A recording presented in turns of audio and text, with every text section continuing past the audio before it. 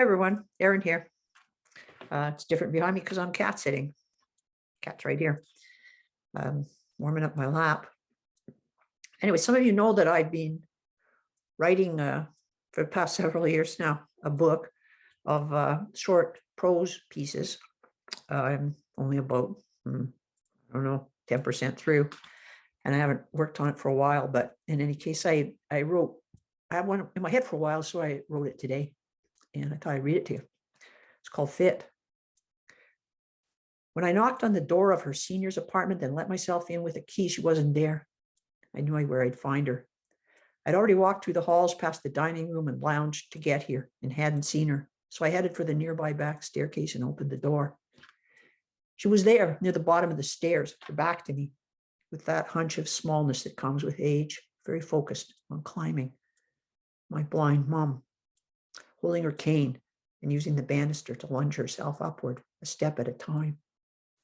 She ignored me, though I knew that she'd know it was me. When her eyesight flagged and failed, her sight just moved on to other senses. Sound, the aura of sound in a space, and an acute sense of smell. The air moves around a person and carries your smell a certain distance, and she can calibrate it. Probably it's the dust on my boots and the syncopation of my footsteps due to the bad hip. Hi, Mom, I said. She keeps at it. Do you want a hand? I asked from behind her. No, I'm exercising, she says to me. Can I keep you company? I ask. Oh, yes, she says. That would be nice. She's about 6 steps higher than me now, but not yet at the landing, where the stairs take a turn to the doorway of the floor above. I'm doing it 6 times, she says, up and down. She's been back in the seniors' home a few months now and doggedly doing her own version of physiotherapy. It had been a battle back in the hospital to get her the rehab she needed to walk again after the tumor crushed her spine, and not a tumor that had grown at home either, a tumor that had grown in the convalescent home where they'd sent her after the wrong diagnosis so that she could have meals and help when she was recovering. It was cruel there. The staff would set her meal trays at a table far from the bed where she lay, gradually more and more unable to move as the tumor paralyzed her from mid-back down, T5 or T7, as I recall. The sun from the window would illuminate the tray she could not reach. After a while, they would take it away. I'd get there from across town and go buy her something to eat in the cafeteria.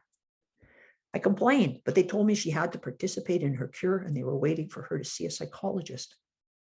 Has anyone got her a back scan, I'd ask. She doesn't need one, they'd say. It was the worst of nightmares.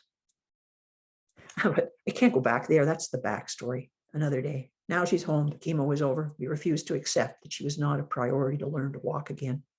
My mom walked into the hospital, I'd say to them, and she's walking out. There's only 3 relevant words you need to know, I'd tell them. My mom walks. Right now, we're both in the staircase of the seniors' home in Arbor Lake in Calgary. It's the end of 2005 or something like that, and she's almost finished her climbing and descending for the day.